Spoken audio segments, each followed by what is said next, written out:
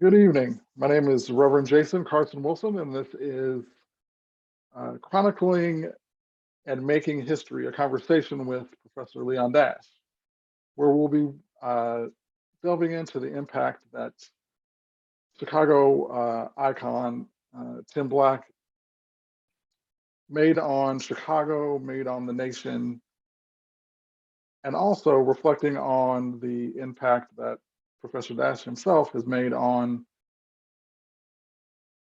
the nation and Black history as well. So please join me for this conversation. Thank you.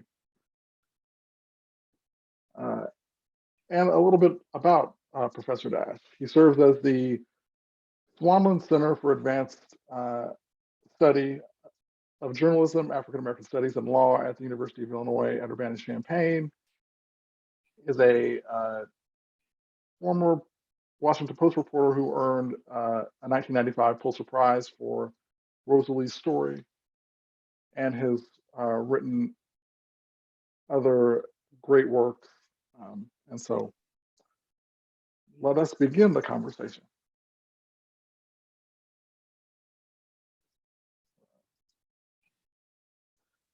So thank you so much for joining me. I really appreciate this opportunity to have the conversation. Well, it's my pleasure. So I guess my first question would be, how did you connect with Mr. Black? Oh, Timuel Black. Timuel Black and my father were close friends. They both had met during World War II in a segregated quartermaster unit that supplied all of the supplies for the soldiers fighting the war. It was not a combat unit. And they became fast friends during World War II, and that friendship continued after the war. So I've known of Tim and known Tim almost all of my life. In fact, he liked to tell people he knew me from the point I was born. Actually, he and my father were on a troop transport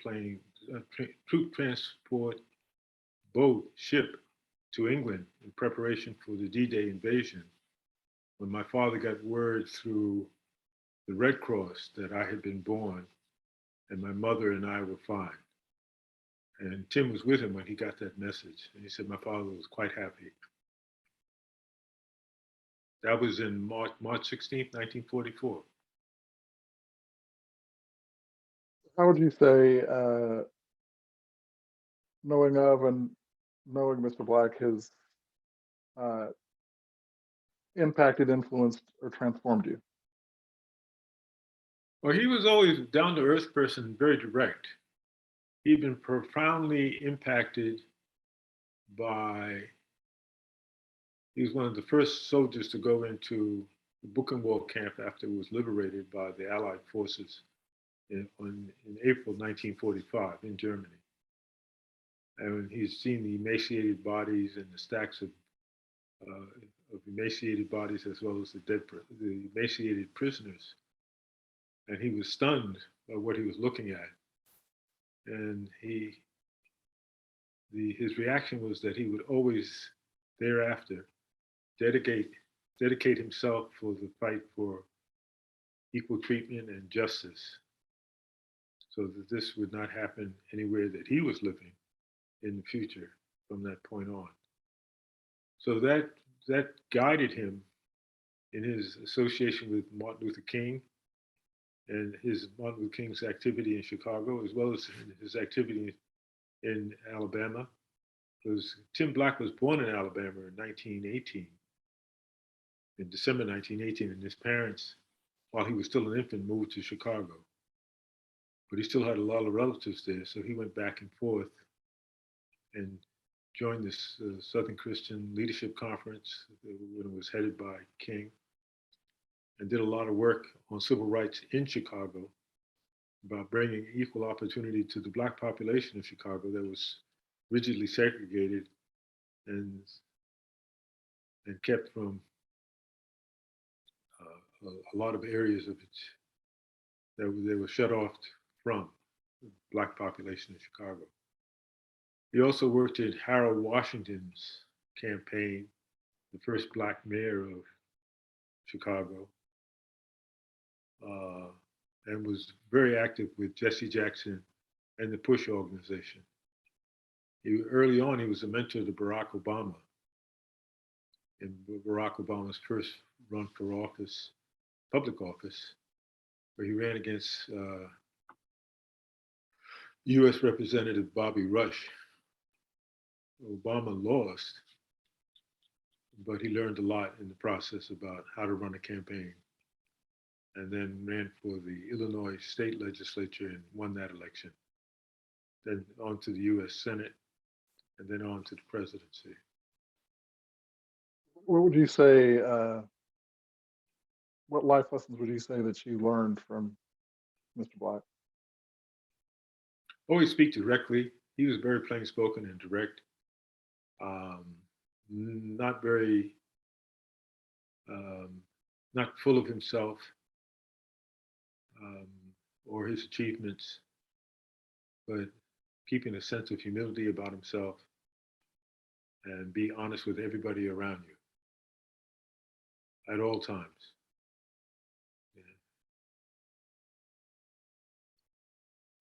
What do you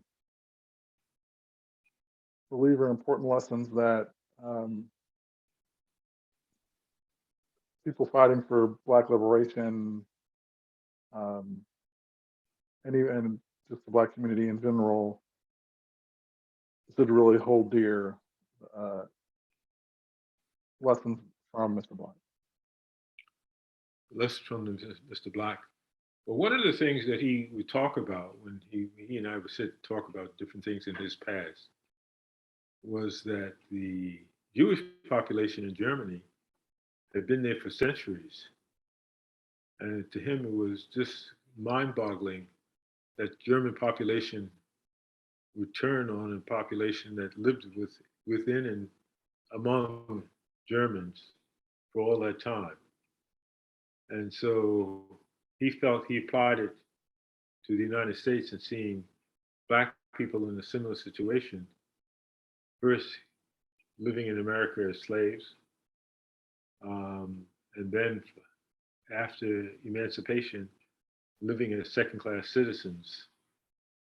And a lot of that, the second-class citizenship has not ended from his point of view. And he said, the fight is always something that you must continue. You must pass on the message and the fight from generation to generation, so we don't find ourselves in a final Holocaust. And well, that was one of his major points, that the fight had to continue. Did you talk about? I in some of my research, I noticed that he had, some obviously worked with Bayard Rustin, since he'd also worked with Dr. King or had been in those circles, and Philip Randolph. Did he share any of those insights? No, I don't remember we talked briefly about his work with Dr. King, and that he had gone down south to join Dr. King in Montgomery, Alabama, during the Montgomery bus boycott in Alabama, which would have been 1955, I think, to end of 1956. And he did work with King there in Alabama. And so he and King always stayed in touch with each other. And he always had a good relationship with King. I don't know whether he worked with King as an advisor or just as a person volunteering his services and his support for King. So I never understood or never really got into what his relationship with Martin Luther King. And I don't think we ever discussed Bayard Rustin. So what his relationship might have been with Bayard Rustin, I don't know.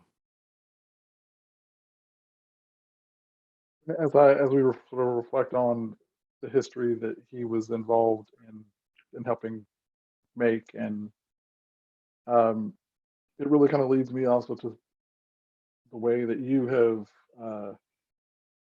not only chronicled history but made it yourself.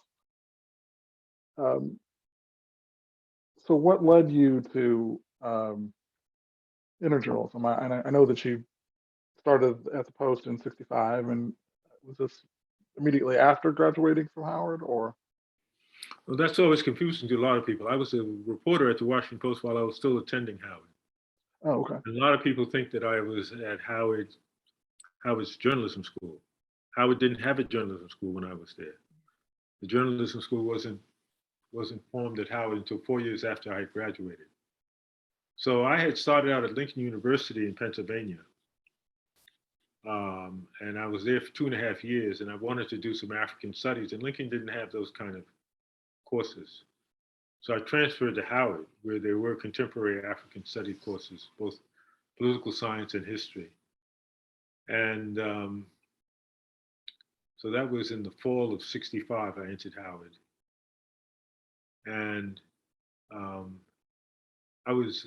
order to make my way, I was steam cleaning buildings at night. And the weather got cold. So I started looking for an indoor job. And someone alerted me to an ad in the Washington Post about working as a copy boy on the lobster shift, which is the last shift. The lobster shift at the Washington Post is a copy boy. So I ran down to the Washington Post, and there was no line for this job. I thought the job was perfect. It was 6:30 in the evening to 2:30 in the morning, and you literally closed up the newsroom. And it was a perfect job for me. And I applied for it, and I got it. And I started working at the Post as a copy boy in November 5th, 1965. Then in April 1966, the city editor approached me about going into the reporter's internship program that June of '66, and I did. And by December of '67, it was a 2-year internship program, but by December of '67, I was a staff writer. And I didn't graduate from Howard until January of '68. It was a double major. Because I was at Lincoln University, I was an English major with a minor in history. And at Howard, I was a history major with a minor in political science. So Howard told me, you have more than enough hours to graduate. So you were graduating in January. Part of my interest in remaining a student was the student deferment, because I didn't want to go to the war in Vietnam. And they were giving student deferments for undergraduates at that time. My draft board was in New York City, but they were monitoring me closely. Right, so, I graduated in January of '68 from Howard. So I had already been working as a reporter for 1.5 years before I graduated from college.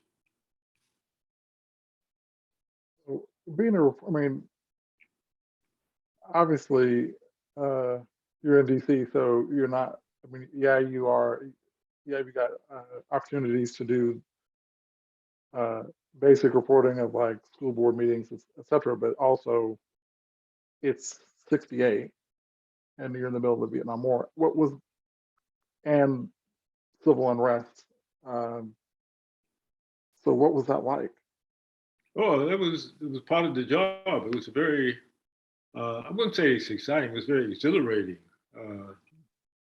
I covered the assassination of Martin Luther King in April of '68. The week before, I had flown to Memphis to cover a riot that had broke out when he was leading a demonstration in support of the trash collectors, who were all Black, all men. And he was trying to get the union, they were trying to get the mayor of Memphis at the time to bargain with them, and as a representative by the Union of State, County, Municipal Employees. And the mayor refused. And so there was a demonstration, and King led the demonstration. It was peaceful, but they went through an area where there were local gang members, and they began breaking out windows, and a riot ensued. And I flew down there after the riot and was there for a week covering the aftermath of the riot, and then flew back to Washington. And a couple of days after I got back to Washington, I got a call from the city editor saying, "We need you to fly back to Memphis. Martin Luther King has been assassinated." So I flew back to Memphis that night, April 4th, 1968, and I was in Memphis for another week. covering the aftermath of the assassination. There was a march in Memphis before the funeral procession in Atlanta, and I covered that, and then flew back to Washington. And in the meantime, from the point that King was assassinated, the riot had broken out in Washington, and it had broken out over, I think the number is 119 cities. I'm not sure if that's accurate, but many cities across the U.S. experienced riot in reaction to King's assassination. But there was no riot in Memphis. But it was a heady period. Things were happening fast. The accumulation of segregation and exclusion from American society was really quite evident in the demonstrations and the reactions to demonstrations, as well as the King's assassination. Do you cover any of the local demonstrations here in DC? I mean, since I've been here, I've learned a lot about driving through 14th Street in that area, and all this conversation about what it looks like now as opposed to what it looked like then. And it's very gentrified now. Mm-hmm. Yeah, you mentioned I won a Pulitzer for writing about a woman named Rosalie Cunningham, and right at 14th and W, she was arrested for selling heroin at 14th, the intersections of 14th and W, right where there's a well-known restaurant. I can't think of the name of it. Poets and Busboys and Poets. Okay. Busboys and Poets. Yeah, right there at that intersection. She was arrested selling heroin in October 1987, and she was selling the heroin because her youngest daughter, her eighth-born child, was in prison for selling crack, and she was selling heroin to feed her 3 young grandchildren. And so that was not a gentrified area in '87. It is today. Mm-hmm. I'm trying to figure out what area in DC isn't gentrified now, but that's a whole topic for another. Yeah. DC has changed quite a bit. Yeah. And so I guess I'm curious how your journalism career, I mean, has evolved. I mean, so covering those and then leading into this space of creating a journalism genre that then lends itself to, as you mentioned again, Rosalee, and I believe the other book that because I've read both of your books, I read one for class. In case people weren't aware, Professor Dash was my journalism professor. But in addition to Rosalee, then When Children Want Children. And so I guess I'm just curious as to how this evolution of your journalism career led you into that space.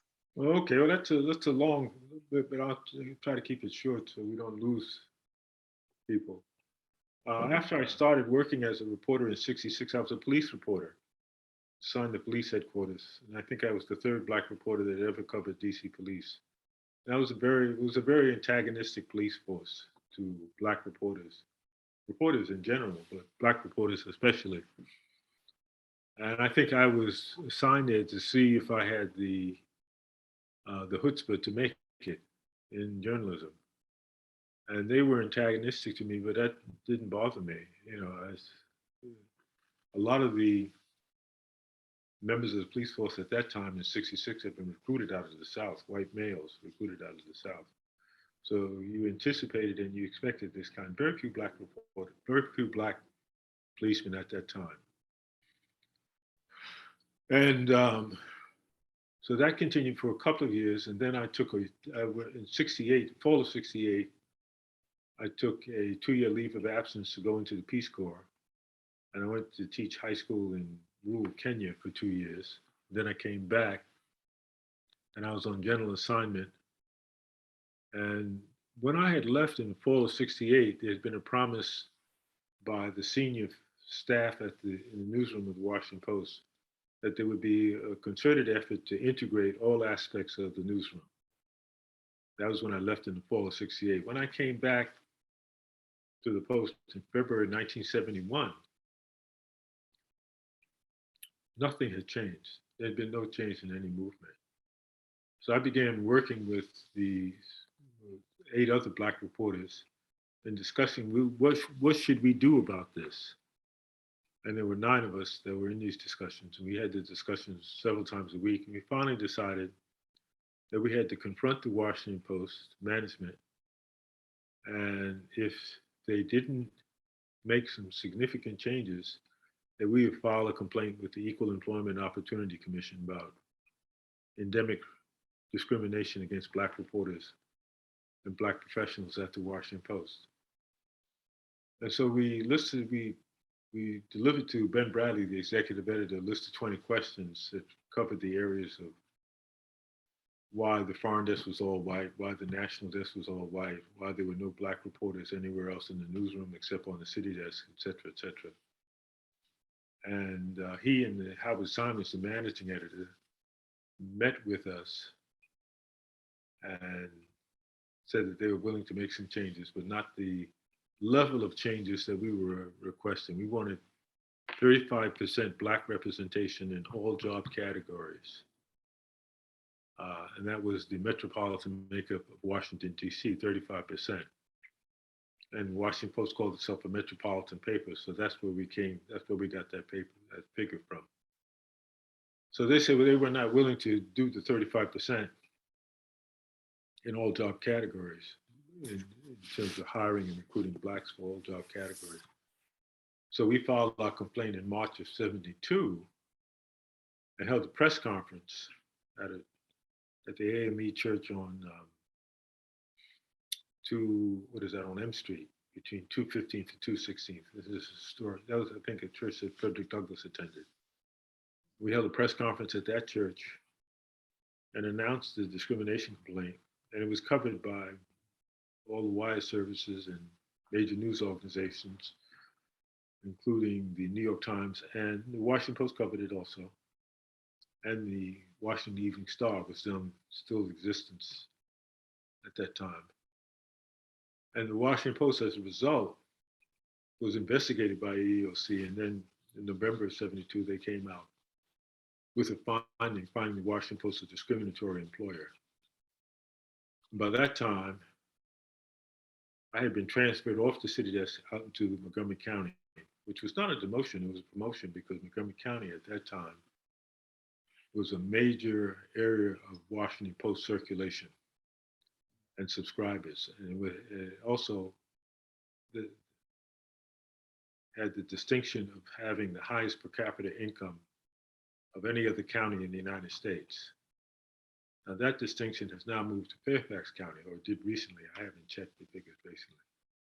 But that was an exciting period for me, because when you are a county reporter, you're not just covering crime and police, you're covering everything. You're covering school board, you're covering the county council, you're covering the county executive, you're also covering crime as well, but not in a concentrated way. You're covering courts, the Montgomery County court system. It was the first time I interacted with prosecutors and politicians. One of the you're also covering county agencies and agencies that are state agencies, and so I learned a lot during that period, which is why when I was offered the chance, and it was in reaction to the filing of the discriminatory complaint, when I was offered the opportunity to cover Montgomery County, I took it gladly. And then in '73, let's see now, in '73, I got a phone call from a woman who was recruiting. She was a PhD African. She was doing a PhD at Harvard in African studies and Arabic studies. And she said that she was recruiting Black reporters to go and live in Africa with the liberation movement. And she understood that I would be a person that would do that. I said, yeah, sure. So off I went to Angola to live with the Unida guerrillas, who at the time were fighting against the Portuguese, as well as two other guerrilla movements, because they were trying to see who would be ascendant among each of the three guerrilla groups, Unida, MPLA, and FNLA. But then back to the Washington Post, then on the city desk. And then I started focusing in on, I did a series that ran in December of 73 on living with the Unida guerrillas. Then after that, I began concentrating on doing one or two series that would run on the front page of the Washington Post, at least one or two every year. Because that's how you propelled yourself in terms of your career. And people began to realize what you could produce if you were given the time to both report it and to write it. So that became a regular thing for me from that point on in my career. And I covered many things. I don't want to take you through all of them. But in 79, I was sent to open a bureau in West Africa to cover Africa. And I did that from 79 to 84. Then I came back to the Post in I guess it was early 84, January or February. And I was working as an assistant foreign editor. It was a great title, but it was a very boring job because you're editing other correspondents' copy, their stories. And then a friend of mine said in casual conversation that 53% of all Black children born in America in 1983 were the children of single mothers. And I said, oh, that can't be. That has to be wrong. And she said, no, that's accurate. I said, no. When I left the country in 75 years ago, there were no kind of figures like that. It couldn't have jumped like that in 5 years. So I went to the National Institutes of Health demographics section and spoke to a demographer named Wendy Baldwin. And she said, your friend's figures are right. In fact, right now, the figures we're looking at is that it's climbing. It's not going down, it's not leveling off, it's climbing. So I began asking friends and colleagues and family why they thought so many Black teenagers were having children.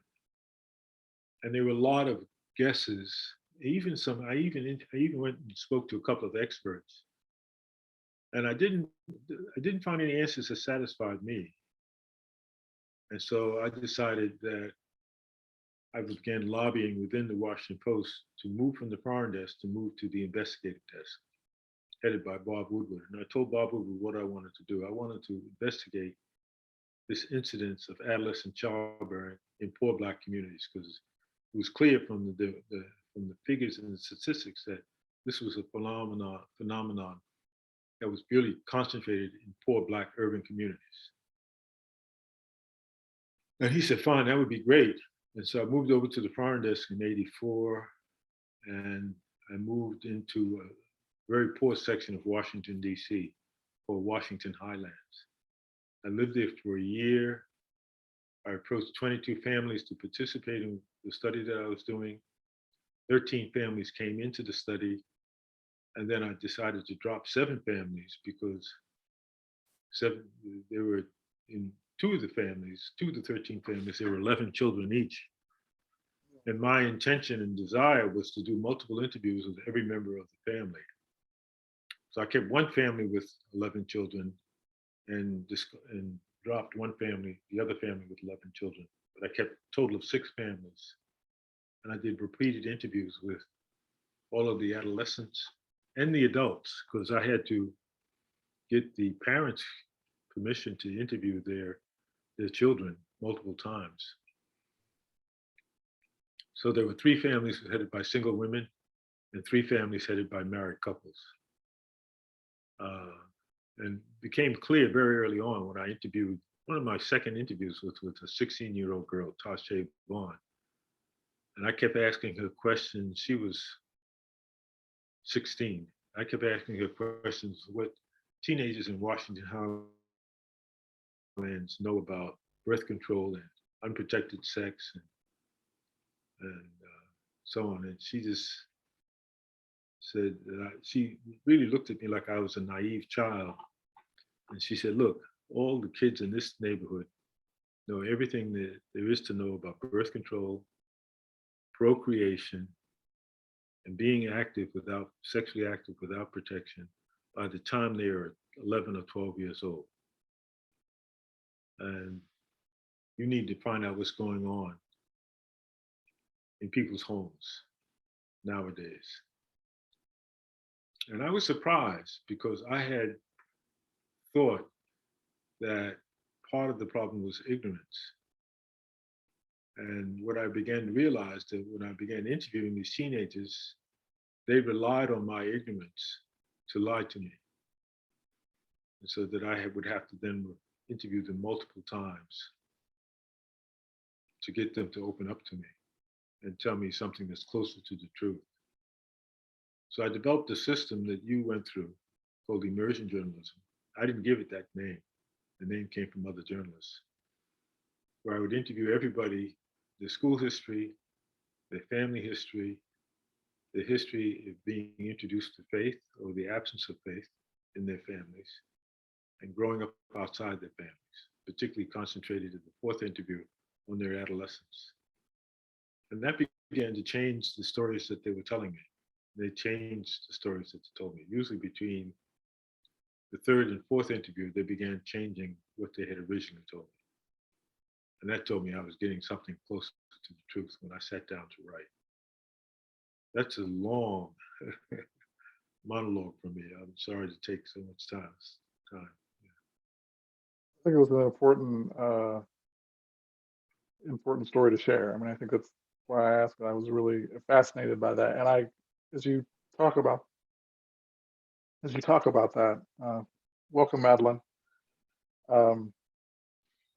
As you talk about that, I remember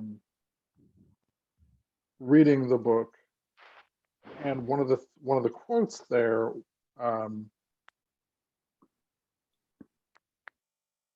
one of the things I recall is it talking about how some of these young people were having children because having children gave them someone who respected them, that they Someone didn't feel what? that they had someone that would respect them, someone that would respect them and love them, or at least that's I Well, seem to I remember. included that because that's what people told me, but that didn't turn out to be the case. Not true. Yeah, it didn't turn out to be the case. They really were having a child to have an achievement in their own lives and have a sense of achievement. And they also felt that having a child would take them from the status of adolescent to the status of adult.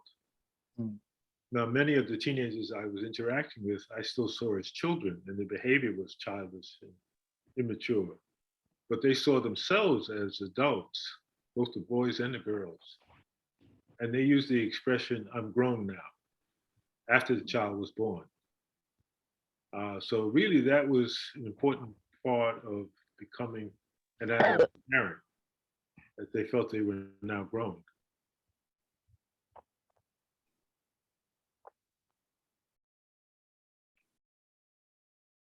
So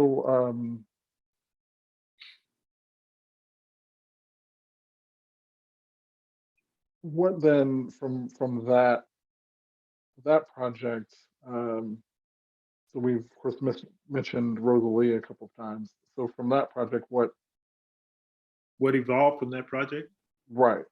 Okay, well, Rosalie evolved from that project because in the 6 families that I was interviewing in terms of adolescent childbearing, it was clear that they had been mired in intergenerational poverty since coming out of sharecropping situations, either directly or their parents and grandparents had been in sharecropping situations, mainly in North Carolina. And if you know anything about sharecropping in the South after the Civil War, sharecropping was just another name for a different type of slavery. You were underpaid and you were abused. You had no recourse. You were cheated out of what you should have been paid. Um, so it was another form of slavery. And I was curious as to what the impact of that had been over generations. And while I was doing the adolescent childbearing study, there were a lot of studies that came out on the American underclass. In this period, everybody was writing about it. This would have been mid 1980s, because the adolescent childbearing series in the Post was published in January of '86. In December of '86, the Urban Institute in Washington, D.C., issued its report on the American underclass. And I already knew that that was the next project I wanted to do. I thought I could follow several underclass families at one time, but that didn't work out because of the circumstances of a lot of the lifestyle of the American underclass is tied to drug use and drug sales. And while I was introducing myself to people that I identified as members of the underclass in the DC jail, once they left the jail, then their lives were consumed with getting money to get drugs, selling drugs, and they didn't want me coming around to interview them. As I was interfering with their customer base. Other drug dealers became suspicious of who I really was. They thought I was an undercover policeman. And they didn't want to talk to me while they were trying to get money for their own drugs, or they were high from drugs. My interviews go 1 or 2 hours. They were not excited about sitting through a 1 or 2 hour interview when they're high on some substance. But what the Urban Institute study gave me was a definition of an underclass family. And I used that definition to find the members of the underclass that I wanted to follow. The definition had 5 parts. 1, an underclass family was female headed. 2, was welfare dependent. 3, most of the adults in the family between the ages of 18 and 65 were either unemployed or underemployed. 4, almost none of the adults in the family graduated from high school. And 5, petty criminal enterprise was a significant contribution to the welfare stipend.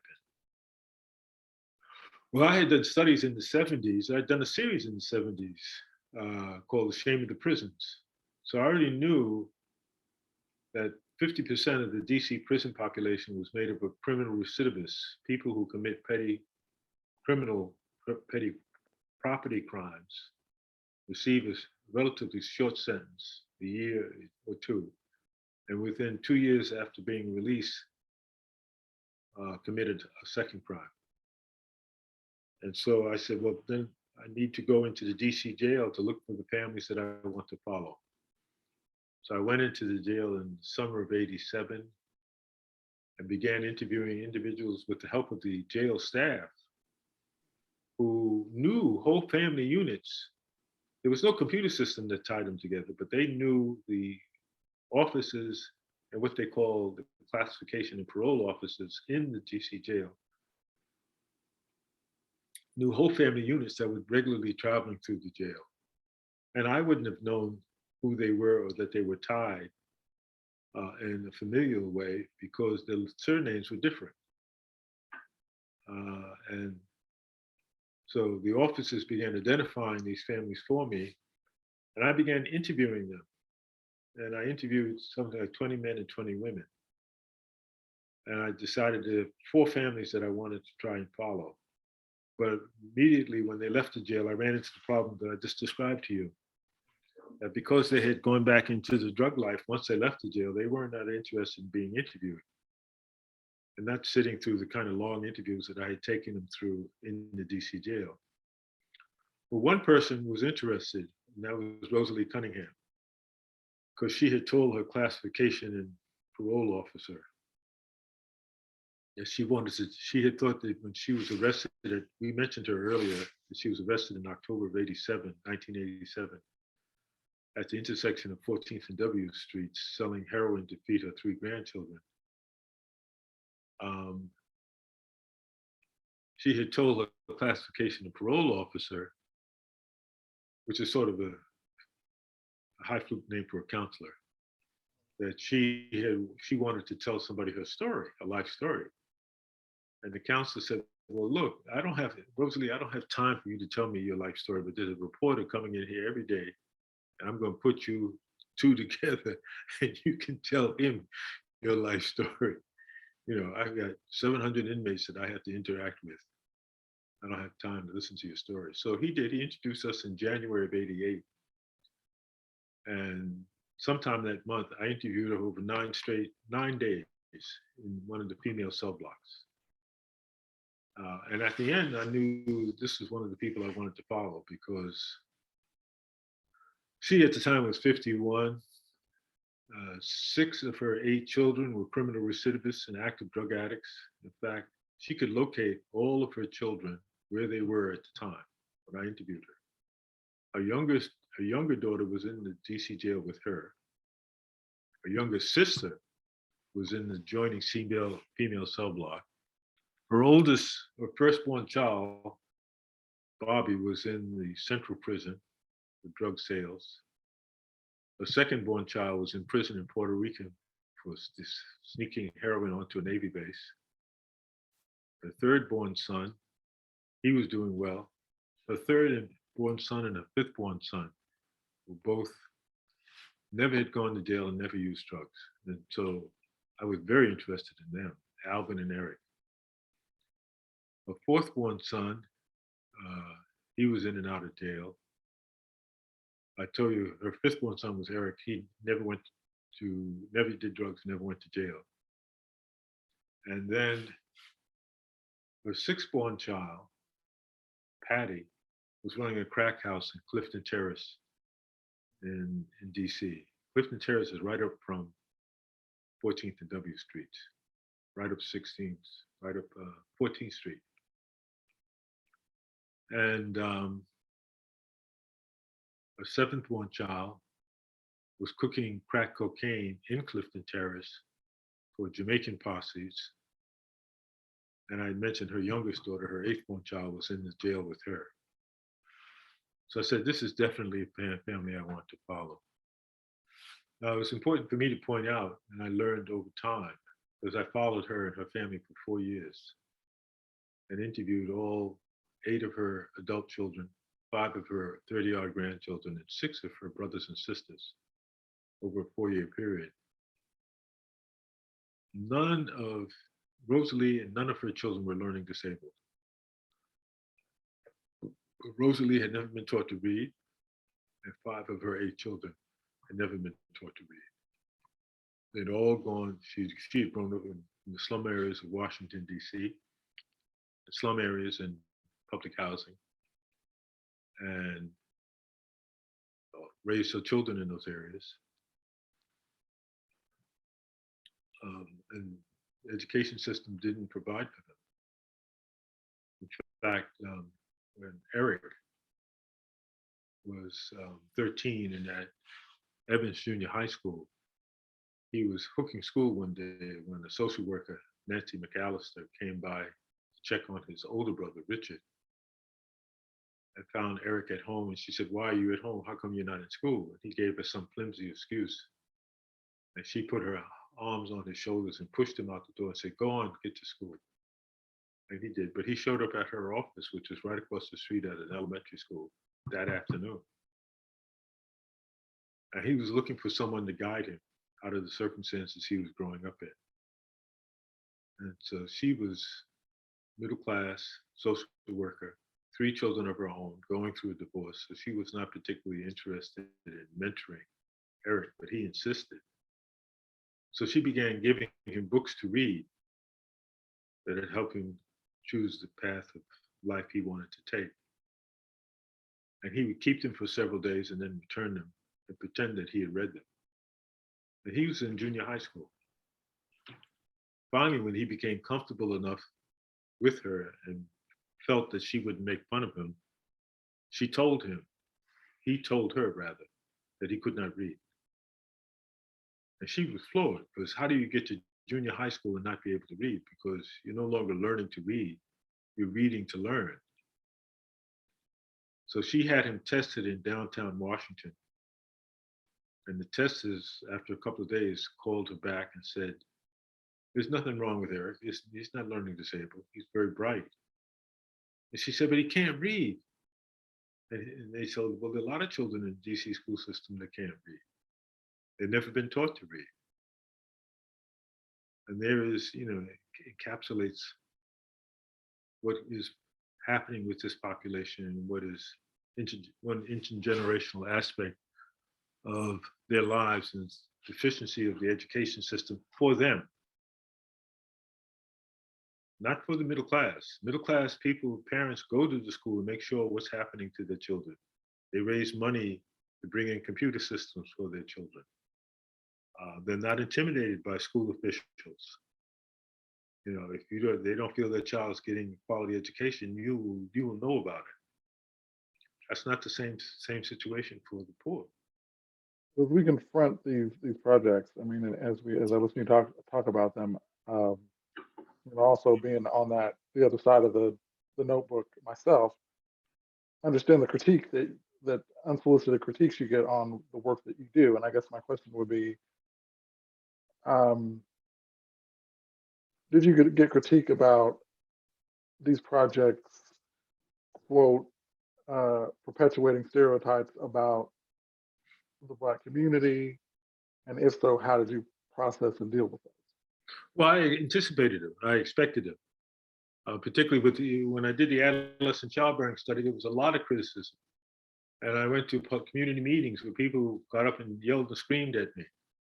One man at a meeting out in Southeast Washington yelled at this was a meeting organized by one of the DC school board members. And when we jumped up, after I gave my introductory comments, he jumped up and pointed at me and said, "You have given me a headache." And I said, that's why I did the study I did, to give you a headache. I didn't do it so you would feel good.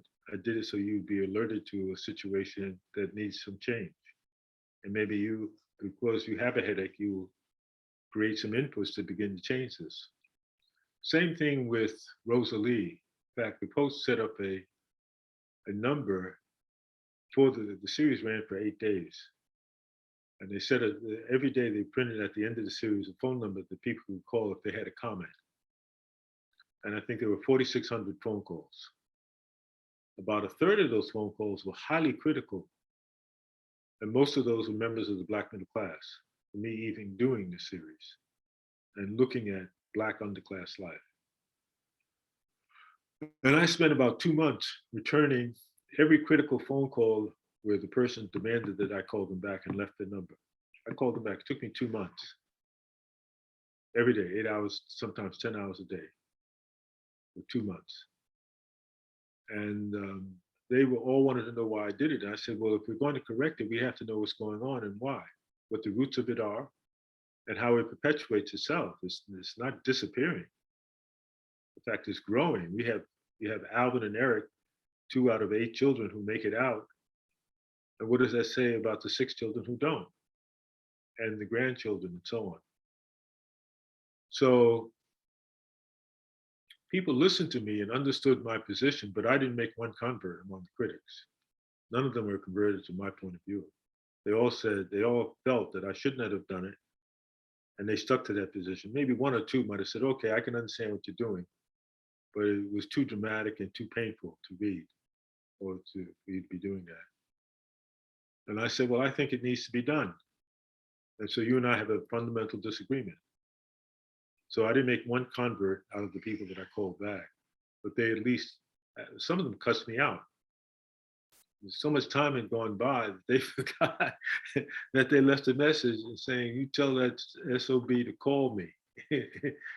And I'd say, well, you left a message asking that I call you. So, and they thought I was calling about wanting them to buy a subscription to the Washington Post. I said, no, no, no, no, no.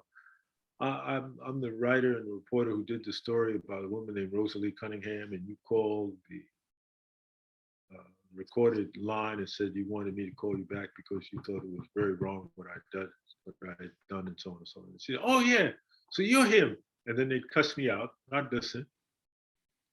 And I said, well, do you want to hear my point of view? And most often they did. I think in every instance, people said, yes, I want to understand your motivation for doing that. So who are you talking? I mean, it's interesting how you frame those projects, and I'm probably the other projects of really wanting to shine light on things to create change. And I guess that was one of the things that I mean, I think one of the impetuses for me, and I guess in your instance, as you did that and looked at projects that would create change, how did you, I guess, balance that with this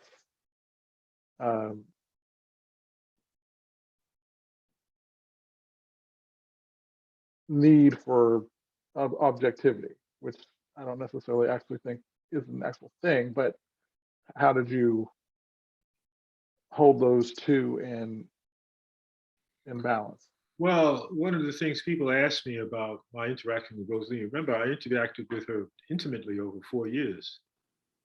She and her 5 of her grandchildren, all of her adult children, and 6 of her brothers and sisters. And I said, with Rosalie and her family, I kept a rule that particularly among the drug users among the children, that I would never give them any amount of money. That if they were hungry, I would take them to a restaurant and feed them, but I would pay for the food. And she only had one son who smoked, that was Donald, right? And I said, no, I would tell him, his nickname was Ducky. He said, no, Ducky, I will not give you any money for cigarettes. I will buy you a pack of cigarettes, but I won't give you any money. And then the others tried various ways to get money out of me. Even her oldest daughter, Patty, propositioned me. And I just said, Patty, that's never going to happen. And Rosalie and she had a bet, because when I turned Patty down, Rosalie came from out of the back bedroom where she'd been listening and said, see, I told you, you owe me $5, which annoyed me, you know. Yeah. But I don't know if I answered your question or not. So I kept rules and regulations that were rules and regulations that I could operate within as a reporter. But I don't know how objective I was one way or the other. The things that I wrote about were things that I saw and understood. I mean, Rosalie shot up heroin in front of me. Drug dealers came to Rosalie's apartment while I was there, looking to collect money from any one of her children that had drug debts. And they came to see me as, they understood who I was, they knew my name. They knew I was not an undercover officer because I'd been involved in this for 4 years. There never were any arrests connected to me in the communities that Rosalie lived in. So people wondered whether I felt safe. I felt safe. I grew up in New York City's Harlem with some very rough characters. And I didn't find that hanging out with Rosalie to be that threatening or make that big a difference. To tie or to sort of circle back and tie everything together, I mean, I think, again, I mean, I made the comparison between you and Mr. Black of both making history and chronicling it. And I guess what do you make of that comparison? Even if it's just me making it, comparing you to Mr. Black. Comparing me to Mr. Black? Yes. How does that fit? No, Tim was a very outspoken activist, both political and a civil rights activist. And as a reporter, I couldn't be that. I never registered to, for example, Tim all of his life was a registered Democrat. I never registered for either party, Republican or Democrat. And I'm still not a registered Republican or Democrat. I'm a registered voter, that's it. But you both created change in your own way. I mean, as a journalist, yeah, but yeah, right. His was activism and taking a stand publicly. Mine was looking into things and writing about them. The Shame of the Prisons that I did in the 70s, that was a series about that there was no rehabilitation taking place in the prison system. So what are they talking about rehabilitation? People come in prison system committing a crime because they have deficiencies and they're not competitive in the American job market. And when they leave prison, they leave with the same deficiencies. And they're still not competitive in the American job market. So what do you think they're going to do? Commit more crime. It's not complicated. I think the headline on one of my pieces was rehabilitation, afraid, hope. And that was the headline. The copy editor had really captured the essence of what I was writing about. My next to last question is really around representation in the media. I mean, as you said, you fought, you and your 8 colleagues fought for better representation and better treatment. Would you say that?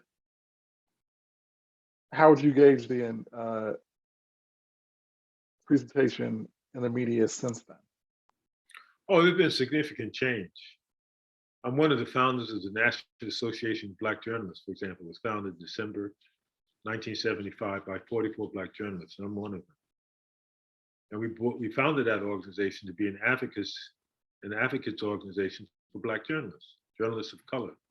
And out of that formation grew the National Association of Hispanic Journalists, the National Association of Asian American Journalists and Native American Journalists. Those organizations all followed our organizing.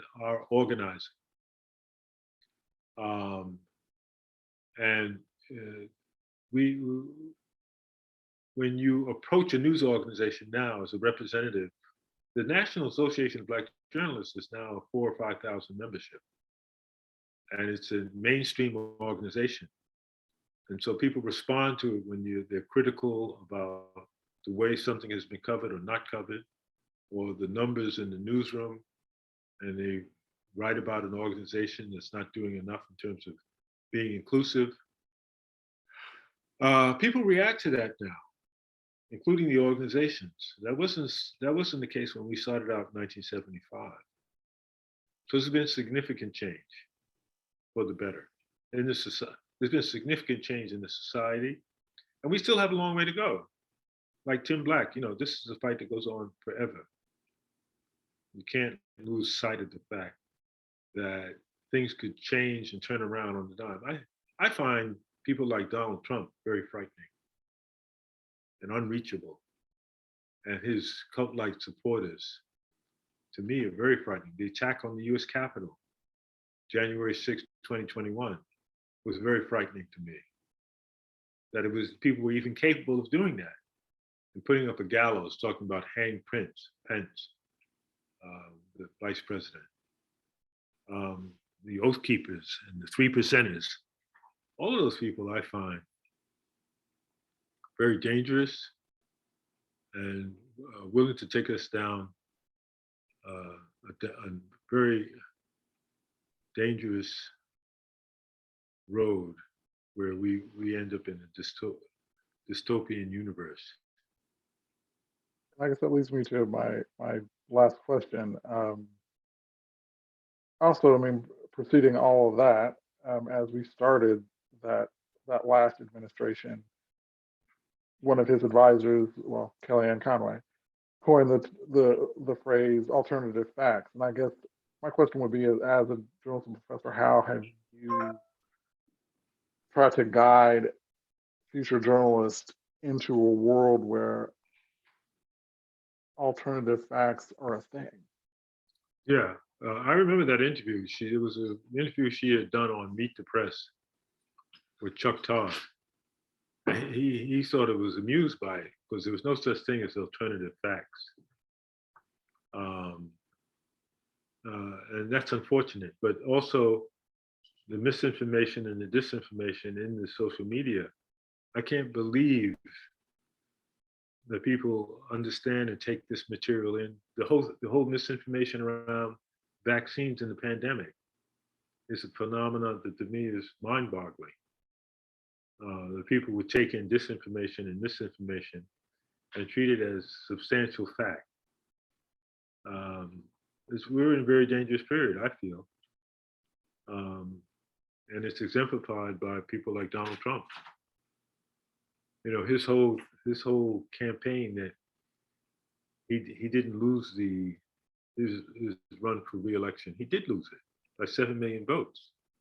But he's convinced his followers that the election was stolen from him. Nothing was stolen from him. But you have people who attacked the Capitol a little over a year ago who firmly believe the election was stolen from him.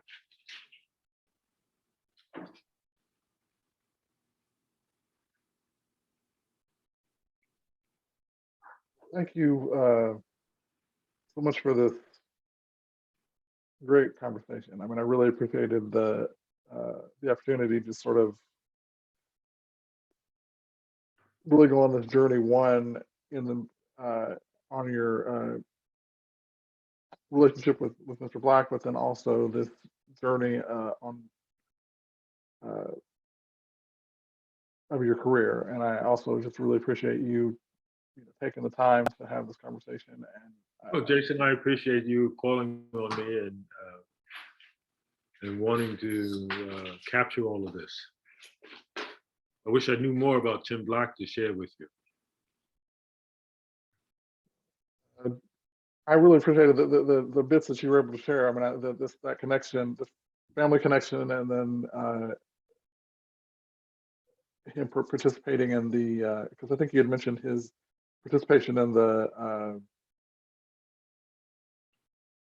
camps, going into the liberating the camps. Buchenwald camp, yes, the liberation of the Jews who were still living, had a profound impact on him. I can't remember, did we, I'm not sure if we covered that within the context of this conversation. Would you like to just reiterate that again? Well, we did cover it. I said he was in a segregated quartermaster unit that was bringing supplies to the Buchenwald concentration camp shortly after it was liberated by Allied forces, mainly US troops, in April 1945. And what he saw in those camps, from the stacked bodies, all emaciated, the emaciated prisoners who were still walking around, many of them too weak to stand, all of that convinced him that this is something he had to fight against, the possibility of it happening in the United States. He had to fight against, he had to dedicate his life to that in the rest of his life. And that's what he did. From that point on, 1945, until he died, October of 2021, that's what he did. All of his life was dedicated to civil rights and justice and teaching in the Chicago City College system. Well, I guess we'll just take this time to thank him for his dedication to everything that his dedication to creating a better world, but then also thank you for your dedication to using journalism in a way that confronts problems that we need to face. And so, thank you so much. Well, thank you, Jason, for having me. Have a good evening. Have a good evening to you. Good to see you. Good to see you as well. Bye-bye. Bye-bye.